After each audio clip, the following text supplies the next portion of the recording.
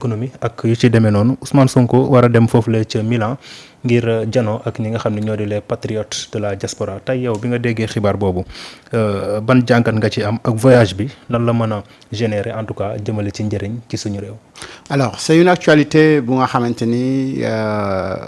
gars yu bëri def nañ ci ay commentaires ak gis-gis yu wuute. ci ginnaaw bi nga xamante ni annoncé woon nañ le premier ministre du Sénégal ne dina def tukki Europe mais dafay jaari France. Le 23 septembre lañ ko programmé woon.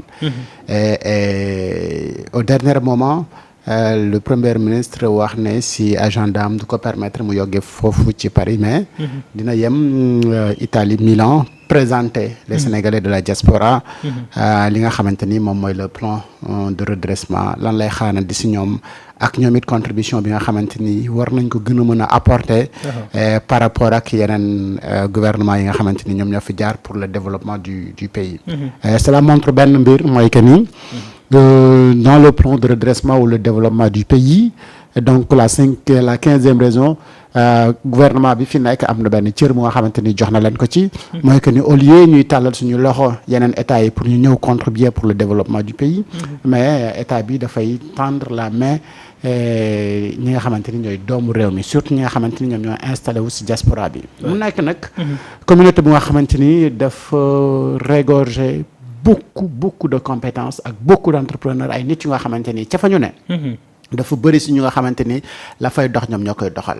mais à chaque fois bu ñuy wër ay moyens pour ñëw s'installer au Sénégal dafa mos di nekk problème parce que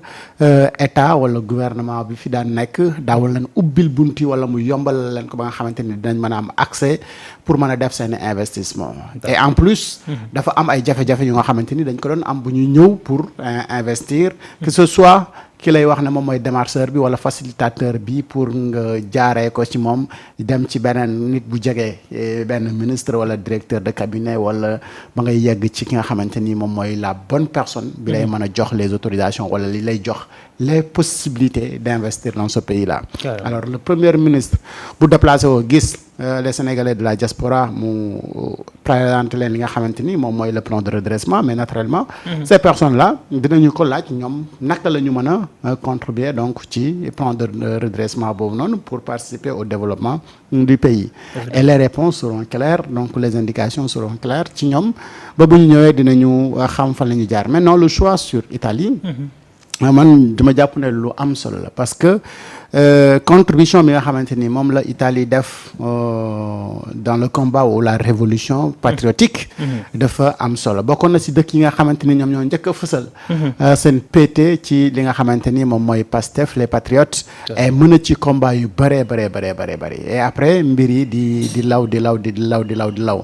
maintenant le fait nag de choisir de ne pas partir en France ça encore pour man c'est un autre message que le premier ministre est en train de lancer li nga xamante ni moom mooy gouvernement bu France donc ni nga xamante ni moom la fi suñu njiiti réew yi doon rappi di gaaw daw pour mën a doxantu ci mbedd Élysée yi moom fekk ko ci mën na sax am possibilité pour mën a teew Élysée mais ci agenda am bu ko jot gi mayulee rek du fa mën a teew muy wane donc la rupture mooy buumu njaam gi nga xamante ni taxoon nañ ko suñu dox te France yoroon buum gi ni ñu diri fu ko neex buum googu moom dal dina koy dog tapit ba nga xamante ni France nekkatul moom moo ñuy guider ci li nga xamante ni moom la bëgg wala suñu agenda ni ñu bëggoon mu di ko doxee mu di ko doxee fi mu toll nii le premier ministre wan na France que ni bien que yaa ñu colonisé mais jàppal na léegi nag nous sommes un pays indépendant et souverain donc li nga xamante ni moom mooy suñu agenda ak ni ñu doxalee suñu mbir ñun ñoo koy doxal suñu bopp c'est vrai que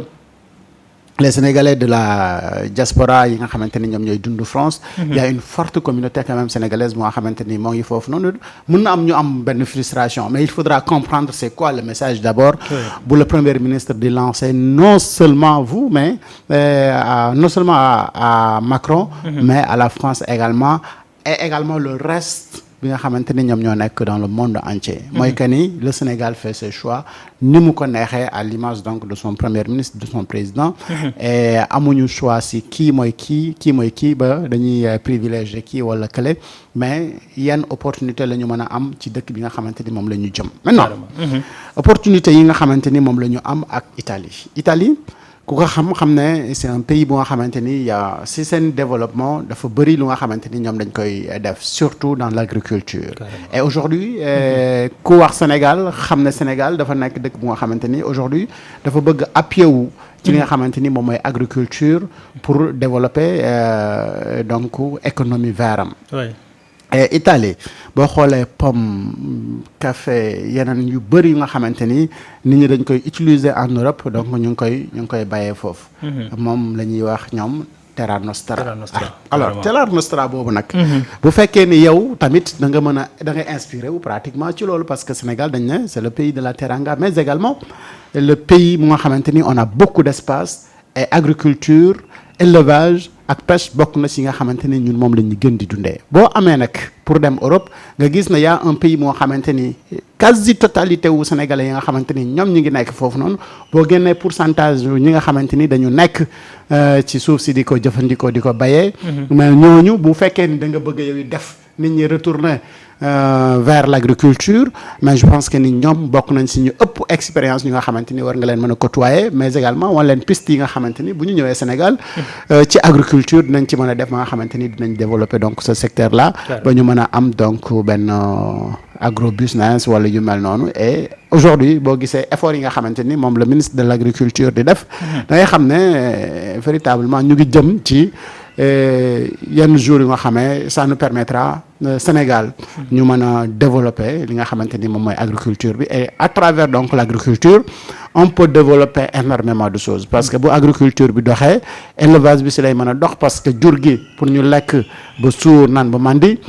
faaw mbay mi dox carrément bu mbay mi doxee ñoom si la ñu mën a lekk te boobaa la ñuy mën a am ay jur yu duuf te jur yu duuf yooyu mooy indi ñu mën a am ndawal lu baax mooy mën a tax ñu am meew mu baax moom mooy tax et cetera donc base fondamentale boobu noonu boo xamee fi mu nekk dem partager une expérience ak ñoom dafay am solo maintenant tout reste nag ci organisation bi nga xamante ni dinañ ko def parce que Italie waa France mën nañu ñëw waa Suisse mën nañu ñëw waa Angleterre mën nañu ñëw waa Allemagne et cetera donc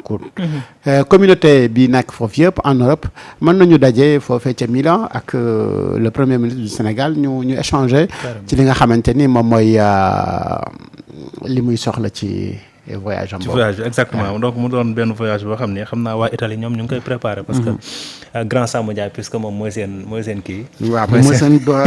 seen moo leen di plaider la moom à chaque fois gars yi dañ koy envoyer ay kii di ko wax ne ñu ngi préparer foofu ci Italie. moom diaspora bi la féetee quoi. voilà mais bi nga déggee le PM annulé na voyage en France est-ce que doon na mbir boo xam ne bett na la. est-ce que sans surprise pour man. que le président. Le premier ministre parce que pour la première fois bi ñu annoncé que ni day dem France man mon analyse c'était naa xaar ba mu dem ba yegg ba livrer son message pour ma mën a wax ci li nga xamante ni moom la premier ministre du Sénégal di wuti France parce que tout le temps xam naa ne bu fekkee ni y avait des choses yu ko gars yi di bëgg a imposer ci voyage am boobu noonu mën na ko annuler tout le temps carrément parce que quand même koo xam ne du nit bu nga xamee day dox ci ay bëgg-bëggu France te nekkul ay intérêt wu Sénégal li nga xamante ni moom si lay dox du matin au soir mooy li nga xamante ni moom mooy intérêt wu Sénégal donc ça ne me surprend guère mais non li ma wax tout à l'heure moom laay baamtuwaat mooy France moo war a comprendre ban message le premier ministre bu Sénégal yónnee ñu fi mu toll nii lan moo war a nekk ñun suñu comportement ban relation la ñu war a am ak Sénégal gi nga xamante ni tey même son premier ministre mën na choisir beneen dëkk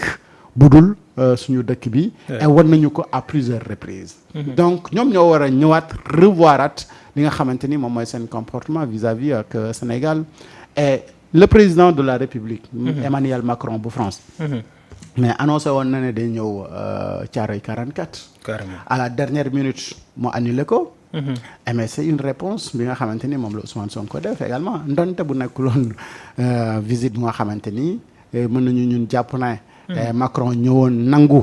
li nga xamante ni moom la histoire bindoon moo ëppoon solo mu ñu yónnee premier ministre am mais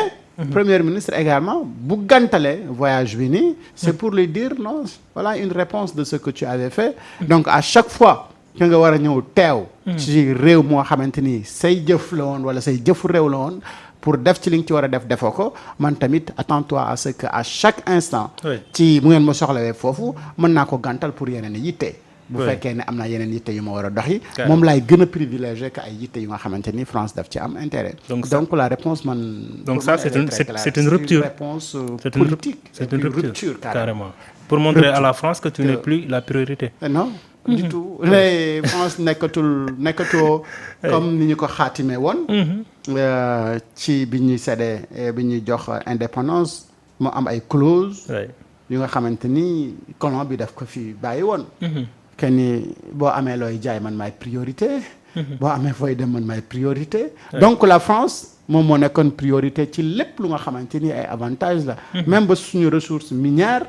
ak suñu ressource naturelle France daf ne woon moom mooy priorité ci lépp lu nga xamante ni ñun am nañ ko pour war ko mën a commercialiser. bu fekkee ni moom soxlawul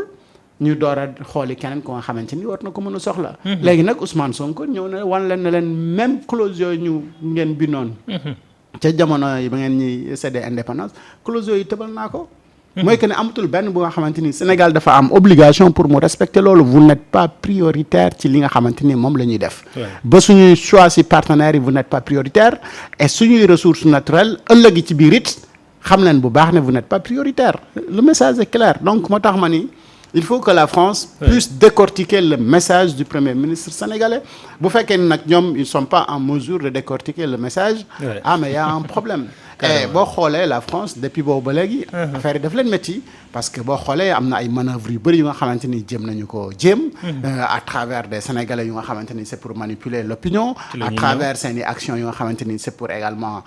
manipuler l'opinion et cetera et cetera maintenant nag que les Sénégalais soient très très très vigilants. par rapport ak les manœuvres yi nga xamante ni la France moom moo nekk derrière mais di utiliser des Sénégalais pour manipuler l'opinion. et que ça il faut que ñun ñëpp ñu yeewu ci. C'est déplorable. allez ñu des foofu nga wax fi nga génne noonu foofu laay dugg muy ñi nga xam ne jàpp nañ ne buñ génnee à chaque fois wax rek am na quelque chose qui se cache derrière. gis nañ ko ci benn émission bu xewoon foofu la ci 7TV mën ñu wax sax 7TV xam naa